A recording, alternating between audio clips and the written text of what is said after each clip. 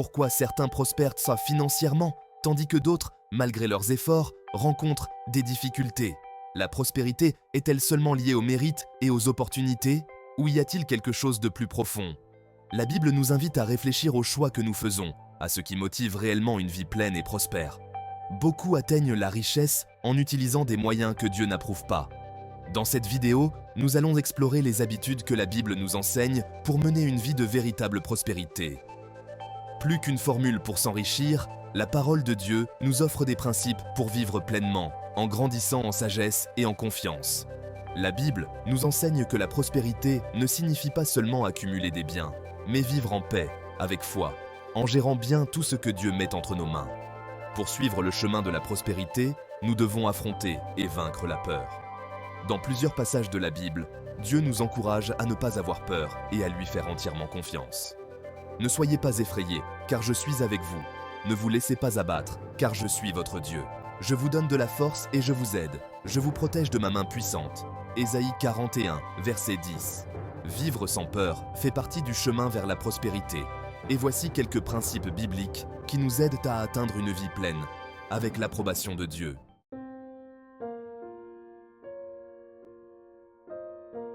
Vivre en dessous de ses moyens. L'un des premiers pas vers la prospérité est d'apprendre à vivre avec moins que ce que l'on gagne. Cette habitude nous enseigne à constituer une réserve, une protection contre les moments difficiles. Dieu nous donne un exemple concret à travers l'histoire de Joseph, qui, avec sagesse, a mis de côté suffisamment pour subvenir aux besoins de l'Égypte en temps de famine. Genèse 41. Avoir une réserve nous permet de nous préparer aux incertitudes de la vie, en ayant la certitude que nous faisons notre part. La Bible nous rappelle l'importance d'agir sans peur, en ayant confiance que Dieu est notre pourvoyeur. Comme Dieu le dit dans Josué 1, verset 9. « Souviens-toi de mon ordre. Sois forte et courageux.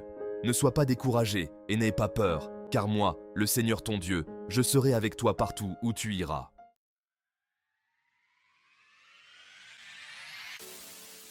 Avoir plusieurs sources de revenus. La Bible nous encourage également à diversifier nos efforts. Avoir plusieurs sources de revenus est une manière d'éviter de dépendre d'une seule, ce qui apporte stabilité à notre vie et à notre famille. Dans Ecclésiaste 11, verset 6, nous lisons « Sème ta semence dès le matin, et jusqu'au soir, ne laisse pas tes mains inactives, car tu ne sais pas ce qui réussira, si c'est ceci ou cela. » Ce verset nous enseigne que la confiance en Dieu nous permet d'agir sans peur, croyant qu'il bénira notre travail. Au lieu de craindre les risques, nous sommes appelés à travailler avec foi, sachant que Dieu bénira les domaines dans lesquels nous investissons nos efforts.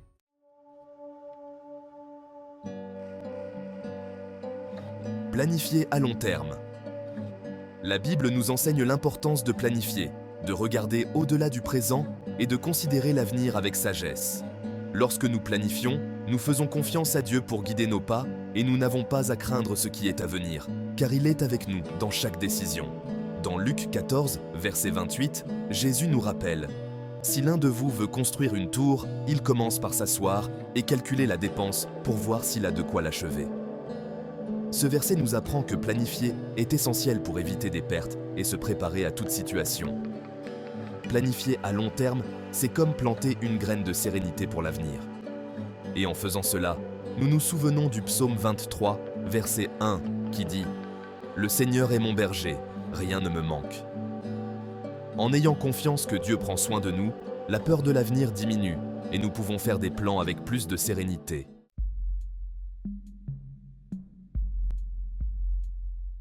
Éviter les dettes inutiles. La dette est l'une des plus grandes sources d'anxiété et de soucis, et la Bible nous conseille de l'éviter autant que possible. Dans Proverbe 22, verset 7, nous lisons « Le riche domine sur le pauvre, et celui qui emprunte est esclave de celui qui prête. » Ce verset souligne comment les dettes peuvent nous lier et limiter nos choix. En évitant les dettes inutiles, nous vivons avec plus de liberté et de sécurité, sans le fardeau de devoir rembourser ce que nous ne pouvions pas vraiment nous permettre. La décision d'éviter les dettes inutiles est une façon de vivre en paix, avec la certitude que nous sommes fidèles à ce que Dieu nous a donné. Cette liberté nous rapproche de la véritable prospérité, car nous pouvons gérer nos ressources plus sereinement, en ayant confiance que Dieu nous aidera à subvenir à nos besoins.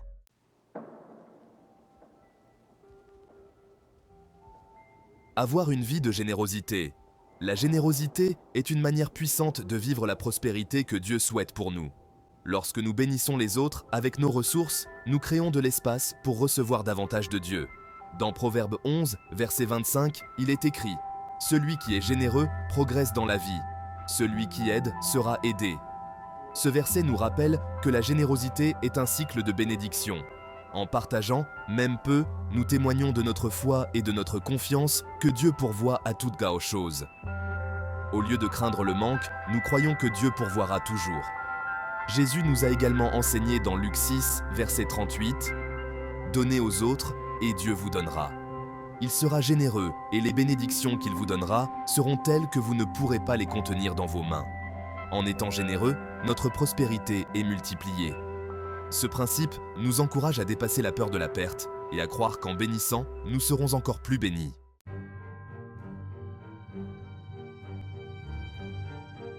Travailler avec dévouement et intégrité. Le travail honnête et bien fait est valorisé par Dieu et apporte la prospérité. La Bible nous conseille d'être dévoués, même dans les petites tâches, car tout ce que nous faisons reflète notre caractère et notre confiance en Dieu. Dans Colossiens chapitre 3, versets 23 à 24, nous apprenons « Tout ce que vous faites, faites-le de tout votre cœur, comme pour le Seigneur et non pour les hommes, sachant que vous recevrez du Seigneur la récompense. » Ce verset nous rappelle que l'effort et le dévouement dans le travail sont récompensés par Dieu.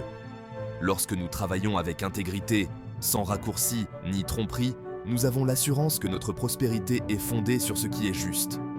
De plus, Proverbe chapitre 10, verset 4 nous dit « Les mains paresseuses appauvrissent l'homme, mais les mains diligentes lui apportent la richesse. » Ce principe nous encourage à nous efforcer, en nous rappelant que le travail fidèle est une façon d'honorer Dieu. Lorsque nous travaillons avec zèle, nous nous éloignons de la peur du manque et nous nous rapprochons de la véritable prospérité, sachant qu'il récompense ceux qui agissent avec responsabilité et intégrité.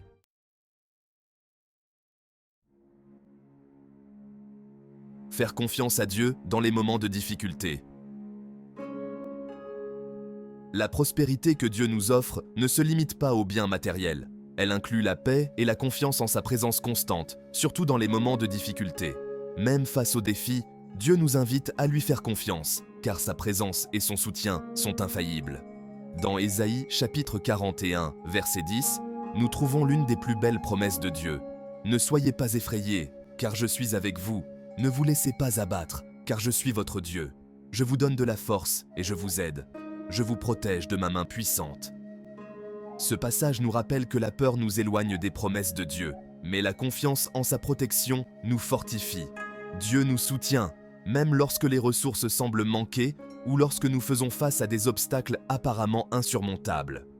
Jésus nous a également enseigné cela dans Jean chapitre 16, verset 33. « Dans ce monde, vous aurez à souffrir, mais ayez du courage, j'ai vaincu le monde. » Ces paroles de Jésus nous encouragent à ne pas avoir peur, car il a déjà vaincu le monde et est avec nous en tout temps. La véritable prospérité réside dans la certitude que, peu importe l'ampleur des épreuves, nous sommes en sécurité en Dieu et il nous conduira à la victoire.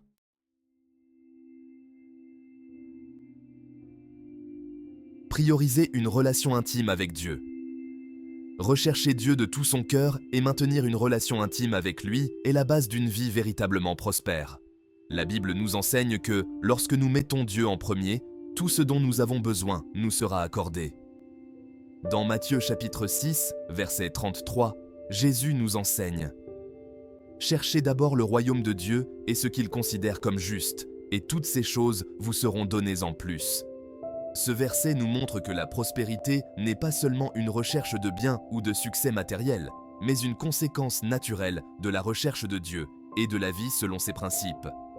Lorsque nous nous rapprochons de Dieu, notre vision de la vie change. Nous gagnons en paix, en sagesse et en capacité de surmonter peur et angoisse. Dans Jacques chapitre 4, verset 8, nous sommes encouragés « Approchez-vous de Dieu, et il s'approchera de vous. » Cet appel de Jacques nous rappelle que Dieu est toujours là, prêt à ce que nous nous rapprochions de lui. En priorisant une relation profonde avec Dieu, nous expérimentons la plénitude de la vie qu'il désire pour nous. Et notre prospérité devient une bénédiction durable, enracinée dans la foi et la confiance en son amour et sa fidélité.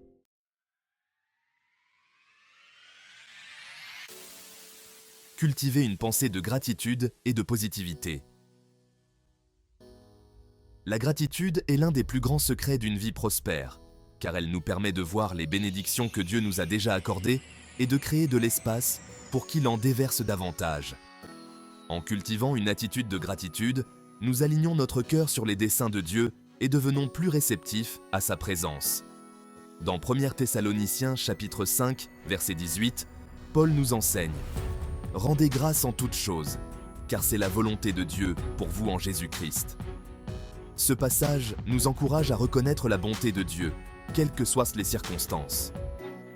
Même au milieu des difficultés, lorsque nous rendons grâce à Dieu, nous montrons que nous lui faisons confiance et croyons en ses promesses.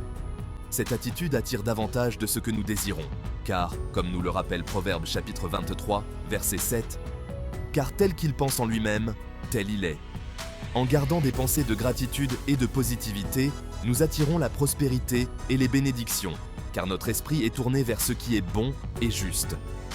La pratique de la gratitude nous fortifie, nous aide à surmonter la peur et nous rappelle que Dieu est aux commandes de tout, y compris de notre croissance et de notre succès.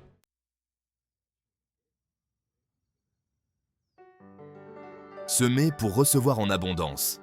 La prospérité selon Dieu est également liée au principe de semer et de récolter. Lorsque nous investissons du temps, de l'énergie et des ressources dans des causes justes, en aidant les autres et en promouvant le bien, nous expérimentons un retour multiplié. La Bible nous encourage à être généreux et confiants dans la récolte que Dieu nous apportera, comme nous le lisons dans 2 Corinthiens, chapitre 9, verset 6.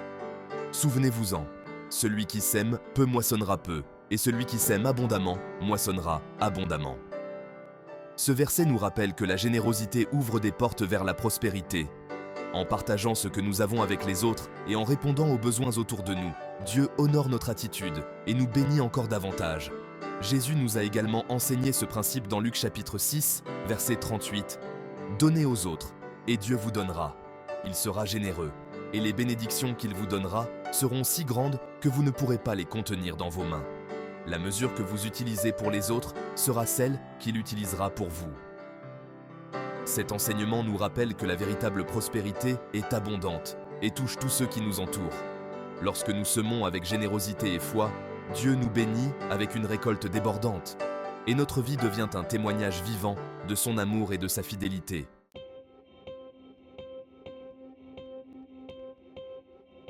Conclusion. Chemin vers la prospérité financière à la lumière de la Bible. Atteindre la prospérité financière selon les enseignements bibliques est possible lorsque nous suivons les principes que Dieu nous a donnés. Plutôt que de chercher la richesse pour le simple gain matériel, la Bible nous invite à prospérer avec un but, en harmonie avec les valeurs et la générosité qu'il nous enseigne. Voici quelques attitudes pratiques pour prospérer financièrement. Planifier et gérer bien. Vos ressources. La Bible nous enseigne, dans Proverbe chapitre 21, verset 5, que les projets de l'homme diligent vont à l'abondance. Cela signifie qu'établir un budget, éviter les dettes inutiles et utiliser les ressources avec sagesse sont des principes essentiels pour construire une vie financière solide. Travailler avec dévouement et honnêteté. Dans Colossiens chapitre 3, verset 23, il est dit de faire tout, de tout cœur, comme pour le Seigneur et non pour les hommes. Ce verset nous rappelle que le travail fait avec application et intégrité attire la bénédiction de Dieu et la confiance des autres. Cultiver la générosité et aider les nécessiteux. Un des principes de la prospérité biblique est la générosité. Dans Proverbe chapitre 11, verset 25, on lit que « l'âme généreuse sera comblée ». Aider ceux qui sont dans le besoin et partager ce que nous avons ouvre la voie pour que Dieu verse davantage de ressources dans nos vies. Rechercher la sagesse et le développement personnel. La Bible dit dans Proverbe chapitre 4, verset 7, que la sagesse est la chose la plus importante. Investir dans la connaissance, les compétences et le développement personnel est une manière pratique de grandir, de mieux se positionner sur le marché et d'attirer les opportunités. Priez et faites confiance à Dieu. Jésus nous enseigne, dans Matthieu chapitre 6, verset 33, que nous devons d'abord chercher le royaume de Dieu et sa justice, et tout le reste nous sera donné. Lorsque nous lui faisons confiance et recherchons son dessein pour notre vie, il nous guide et pourvoit à tous nos besoins. Ainsi, la prospérité biblique n'est pas seulement la conquête de la richesse, mais bien la construction d'une vie qui reflète la bonté de Dieu, partage des bénédictions avec les autres et atteint des objectifs en paix. Que nous puissions nous rappeler que Dieu est le pourvoyeur de tout don parfait et que, en appliquant ces principes avec foi et obéissance, notre vie deviendra un témoignage vivant de sa bonté et de sa fidélité.